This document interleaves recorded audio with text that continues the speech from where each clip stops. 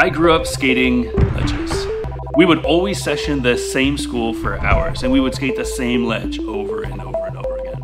And as a result, I got really good at like 5 grinds, but when I step foot on a mini ramp, I lose everything. We are super fortunate to have a beautiful mini ramp here at the Balance Distribution Warehouse. And I'm meaning to skate this mini ramp more often now. So over the next few months, I'm gonna try to take all of the tricks that I can do on street and convert them to mini ramp.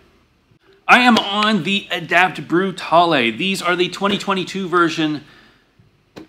Got them a couple of weeks ago, absolutely love them. So I've been a big fan of Adapt. Full disclosure, I did pay for these skates. I paid for my last Adapts. These are the first pair of Adapts that I've gotten brand new. I am usually a 44. They put me in a 43.5, which seemed a little small, but I gotta be honest, they fit perfectly for my feet. I swapped out the stock black sole plates. You can actually pick them. You can customize with black or white sole plates. I went with the all black setup. I swapped those out with some white sole plates that were on my old Adapts, and I put on the John Fromm 5050 Prime frames. They look beautiful, especially with this all black setup with a little bit of a gold flash popping through. Absolutely love this. And I'm skating anti-rocker. I've tried skating flat on this mini ramp. It didn't end up well. I feel like skating anti-rocker, you get a lot more deliberate path, deliberate line when you're skating transition. When you're skating flat, it can get a little squirrely for me. I'm sure that people get used to it. I'm sure that a lot of people love it.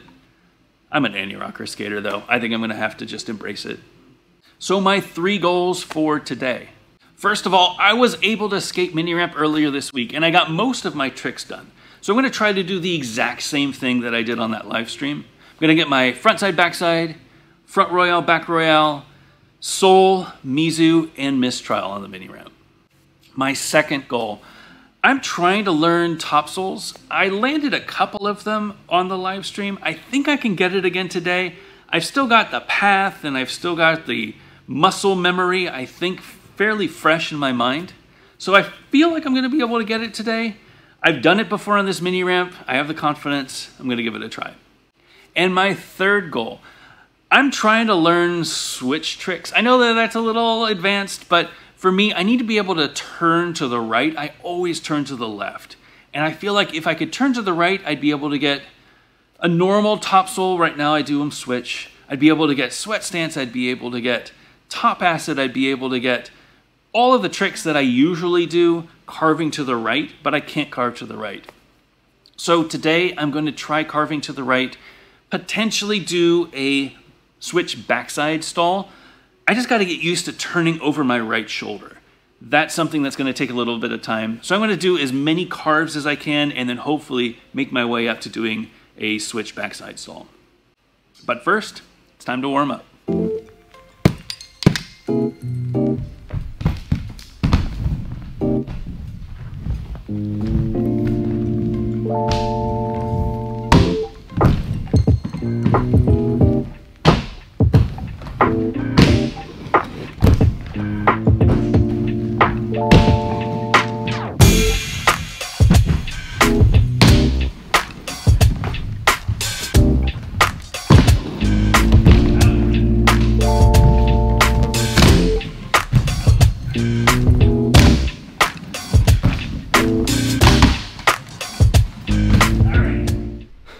Mini ramp is a workout. I think it took me about 20 minutes to get all of those tricks, and I tell you what, I was warm within like the first 5 minutes, but I had to keep going because I had to get the tricks. I had to clean them up. Definitely a workout. The royales took a little bit of getting used to, trying to get myself flat. This is not something that I'm super used to, and you don't really want to jump, so you really got to roll up and squat down almost in a royale position while you're still on the transition. That was the trick that worked for me yesterday or earlier this week.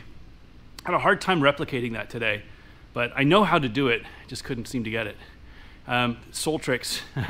There's nothing more punishing than missing a mizu. Maybe a sweat stance, but missing a mizu on mini ramp, oh, just goes straight down to your hips. It's the worst feeling. Thankfully, this mini ramp is pretty low and the transition is nice, so it doesn't hurt too bad. All right, I'm gonna do some switch carves first and then try to work my way up to a switch backside. I think if I could do 10 switch carves, I think I'd be happy, and I can move on to the top sole. If not, I don't know that I'm gonna be able to do the backside, but we'll see. That's my goal, but definitely start out with the switch carves first.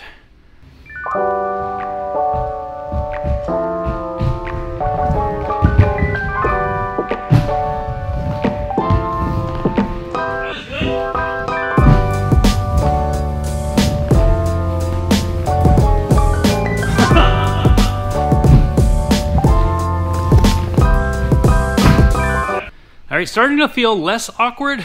It still feels pretty awkward compared to my carving to the left, but I feel like it's getting there. Tell you what, I mean, every time I skate mini, I should probably do this like 10 times, just to keep my mind focused on where the muscles need to be. The trick for me, make sure that the front foot, so as you turn to the right, your right foot is going to lead that carve. Put more of your weight on that front foot. Bend your legs, and if anything, bend that front foot a little bit more to lean into it and to get that carve and hold that carve. After doing it a few times, you definitely start figuring it out. All right, I'm gonna try a switch 180. So that will be just coming up and then just turning and coming in. Not gonna try to do it over coping yet, but I think I'm gonna work my way up to it. And then after I can get it up to coping, I will start tapping backside and then potentially do a backside stall.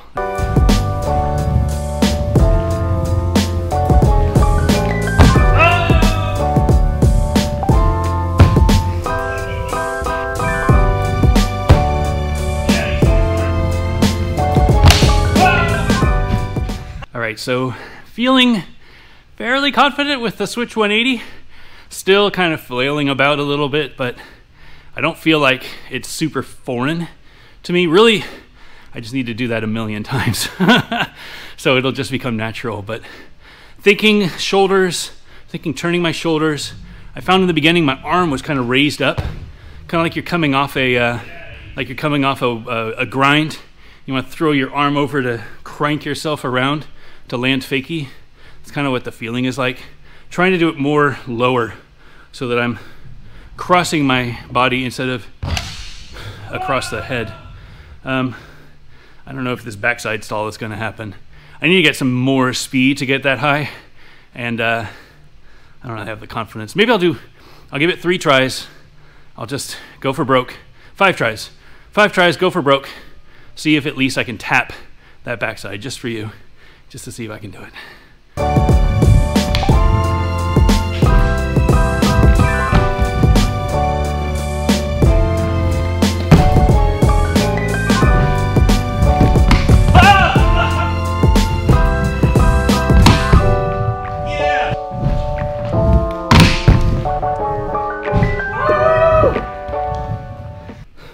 I cannot say that I stalled that backside, but I definitely feel like I'm more confident turning to my right.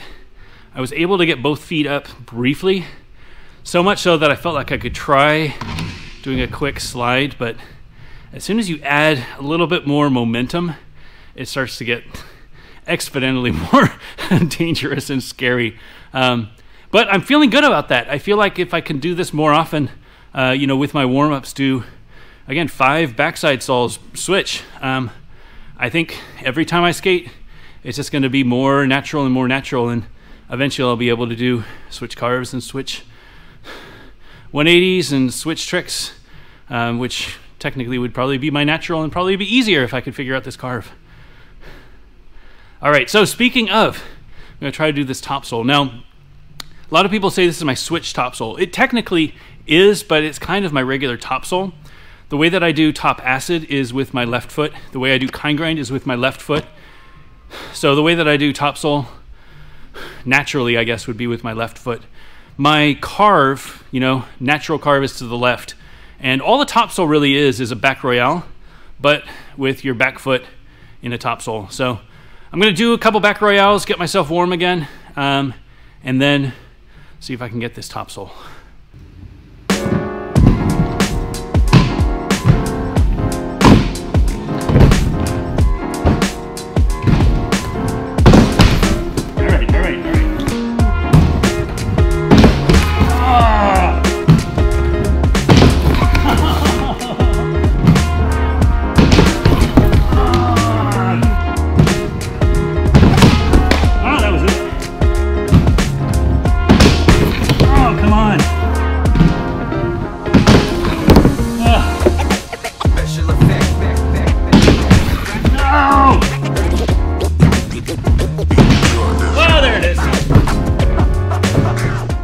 got one. Not perfect. Kind of caught me by surprise, but definitely got it. It's timing.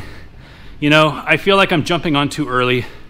I feel like my carve is good, my approach is good, but I need to wait. This is one of those things where being able to watch the video is going to really help. I need to wait until I'm at that perfect line because I know that I'm sliding on top of the deck. I'm missing by like inches, but my momentum is too far on top of the deck. When I miss and I split and I end up right on the coping, that's where I want to be. I did that before. Sucks, you know, you hurt yourself, but that's the mental model that I need to follow. I can do this. I'm gonna try the other side, give it 5 more.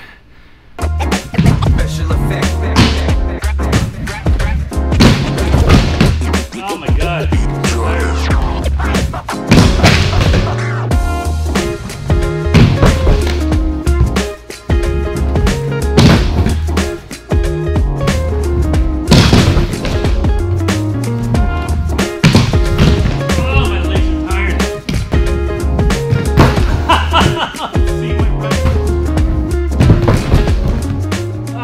Forget it.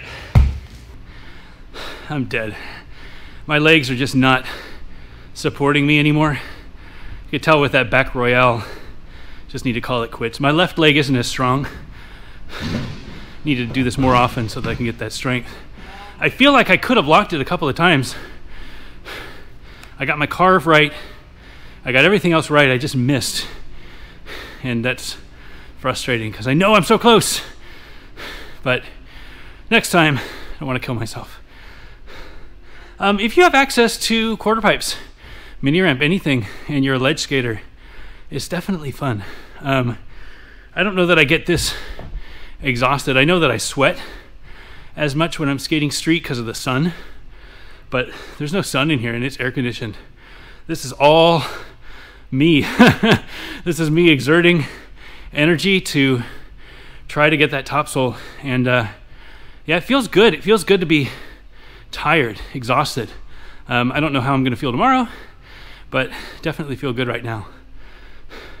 Hope everybody is doing great out there. Hope you're being safe, and hope we get to skate this weekend, and I'll see you next week. But I sent my size. They said 43.5 is where you should be. I gave my trust in Peter and Olga, and here we are with the perfect foot size. Ah, did so good. Whoa! Now I can set up a series on this YouTube as a new playlist of my mini ramp adventure, trying to transition all of the tricks that I can do on ledges over to mini ramp and explain every single one of them. You see how that's done? That's storytelling, kids. That's what it's called. All right.